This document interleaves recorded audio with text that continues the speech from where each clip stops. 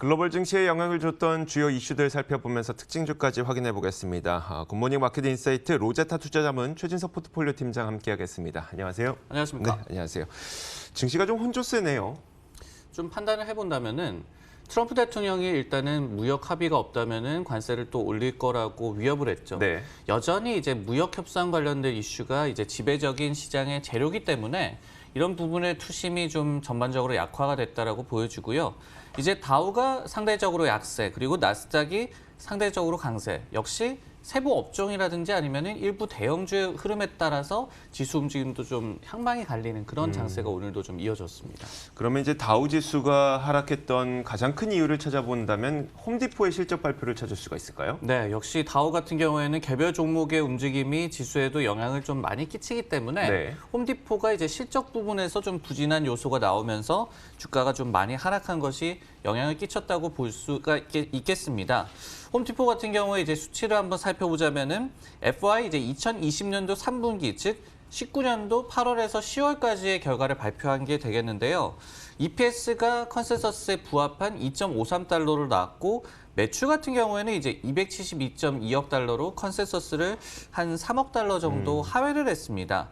지난 석 달간의 이제 전망치를 본다면은 EPS에 대해서는 전망치가 상향 조정이 5건, 하향 조정이 20건이었는데 여기에 매출 같은 경우에는 상향 조정이 없고 하향 조정이 무려 22건이었습니다. 이렇게 좀 이 분위기가 좋지 않았는데 그대로 이제 좀 좋지 않은 결과가 나오면서 시장에서도 부정적인 반응이 나왔고요.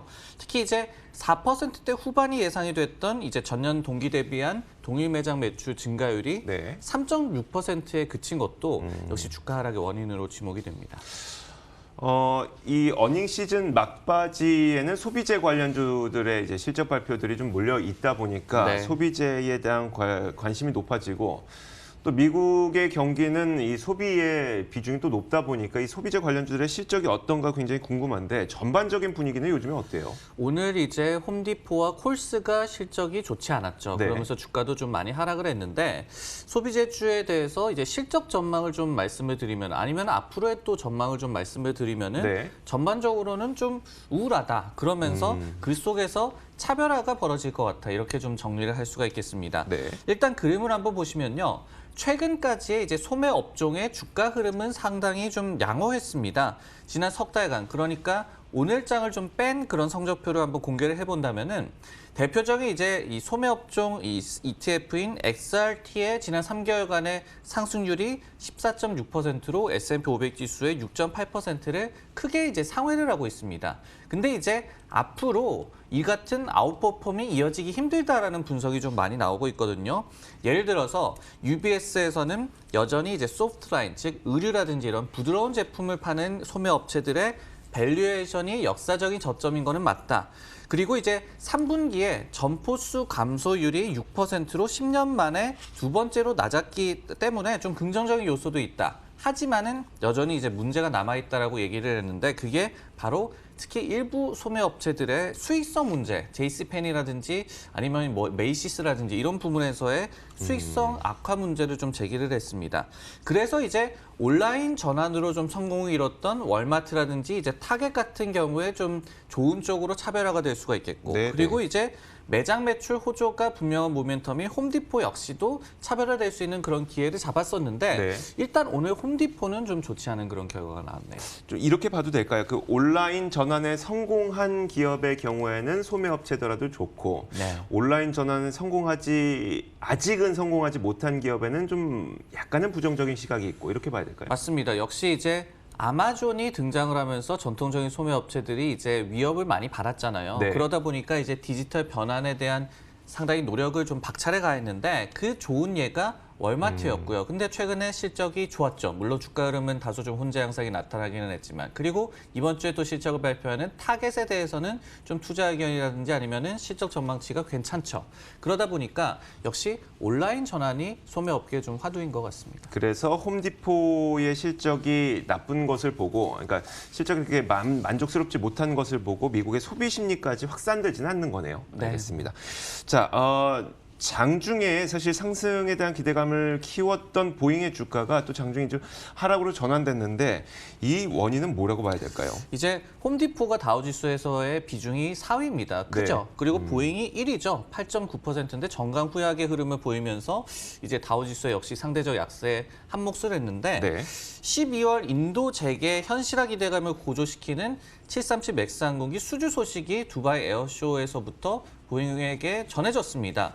CNBC에 따르면 이제 카자흐스탄의 항공사가 30대 그리고 비공개 20대 등 사고 기종의 50대 정도의 이제 수주 계약 소식이 나왔는데 그러면서 이제 보잉의 주가가 장중에 좀 상승을 했고 초반에 좋은 흐름을 보였다가 전강 후약의 장세를 보여주니까 다우지수도 좀 약세로 돌변하는 이런 모습이 나왔거든요. 네. 일단 보잉 같은 경우에는 최근의 뉴스 플로우는 아주 좀 부정적이었습니다. 미 연방항공청 청장이 이 737 맥스의 운항 재개 스케줄을 서둘러서 잡지 마라. 상당히 좀 시간을 많이 들여서 신중하게 검토를 해라라고 얘기를 했고 그리고 다른 기종 737 차세대 기종에서 동체 결함이 발견이 되면서 운항 재개가 또 미뤄지기도 했고 운항 중단이 되기도 했고 그리고 이제 주요 항공사들이 이제 737 맥스 항공기의 이 운항 재개 스케줄을 이제 3월 달까지 좀 미루고 있습니다.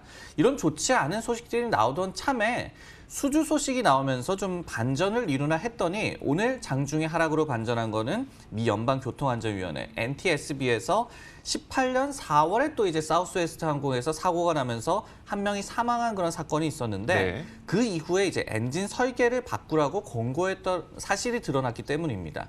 그렇기 때문에 역시 최근의 뉴스 플로우를 보면은 다른 것들은 상당히 좀 둔감하게 반응을 하다가 수주 소식에 좀 역시 긍정적으로 반응을 하면서 역시 이제 보잉과 관련해서는 인도 재개, 운항 재개 아니면 수주 이게 중요하구나라는 생각이 들었는데 네. 이번에 또 장중에 또 좋지 않은 흐름이 나타나면서 이슈에 또 반응을 하는 그런 모습이 나타났습니다. 알겠습니다. 나스닥 지수는 지금 상대적으로 강하게 흘러가고 있거든요. 0.28% 정도 지금도 올라가고 있는데 아무래도 뭐 반도체주의 강세가 한몫을 한 것 같아요. 요즘 이 반도체주의 섹터 동향은 어떻습니까? 네.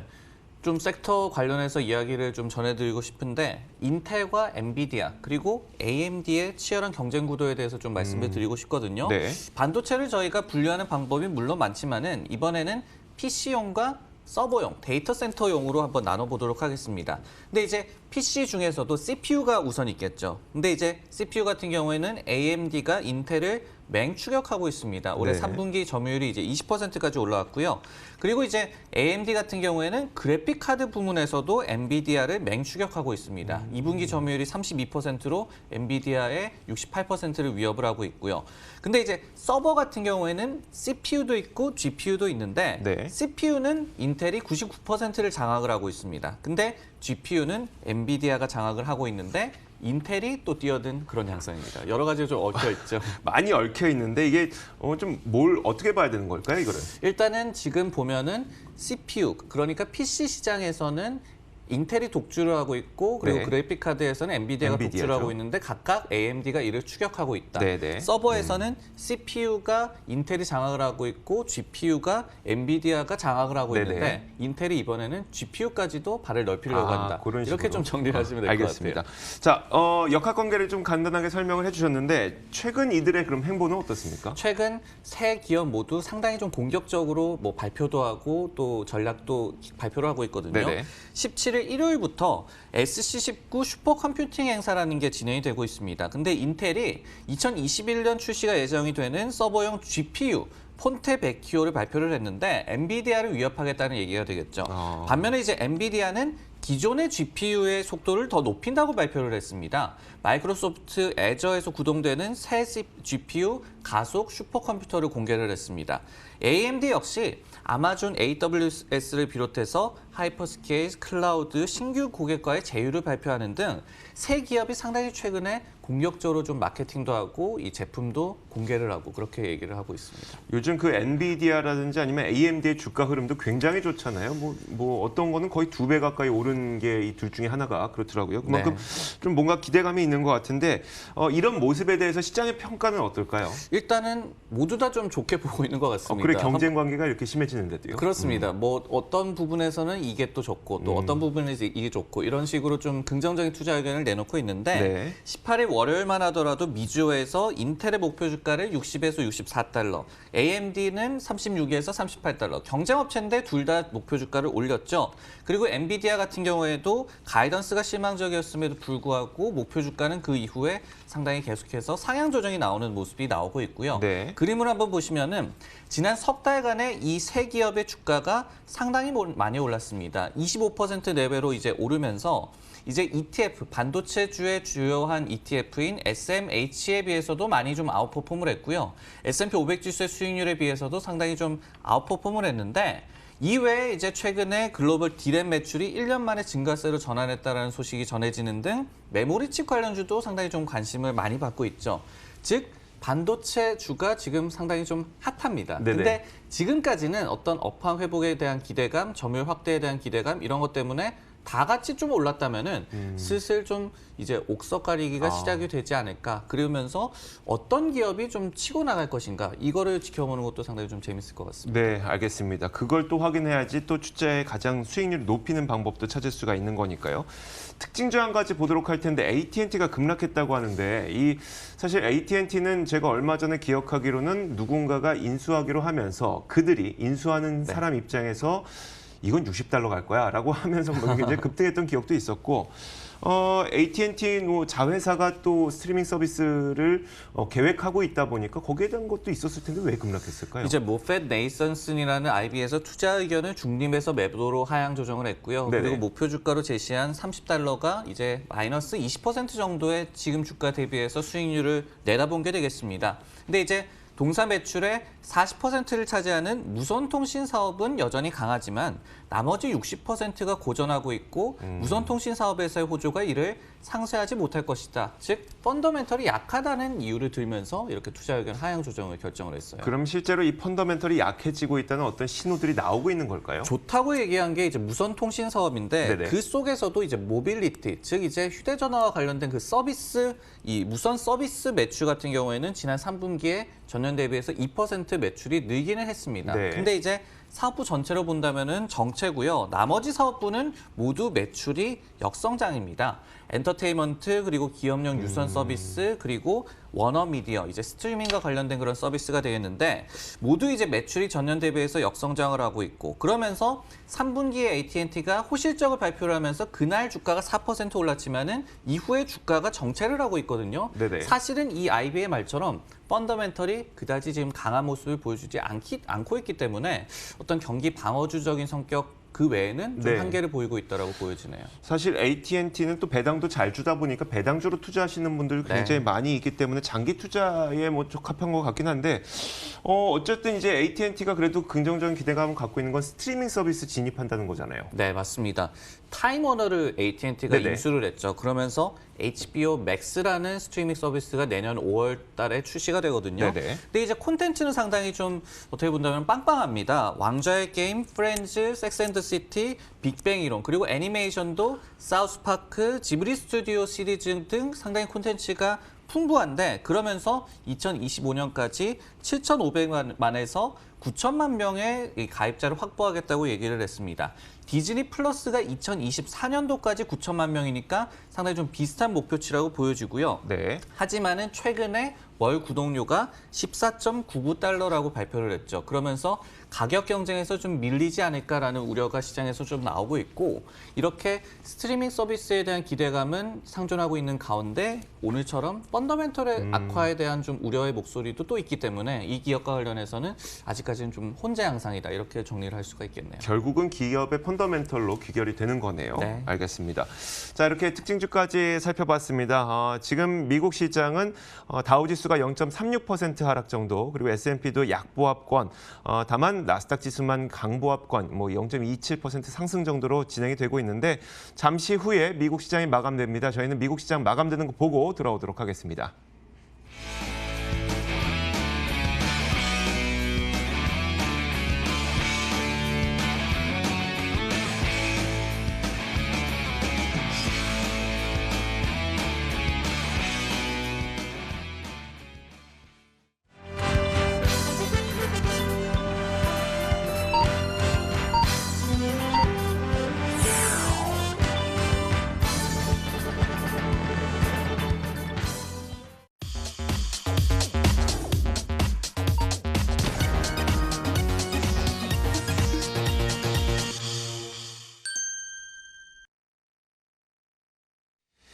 자, 미국 증시가 상당히 혼조 양상을 띠면서 마감이 됐습니다. 지수 마감 종가부터 먼저 확인을 해보도록 할게요. 다우존스 산업지수 보겠습니다.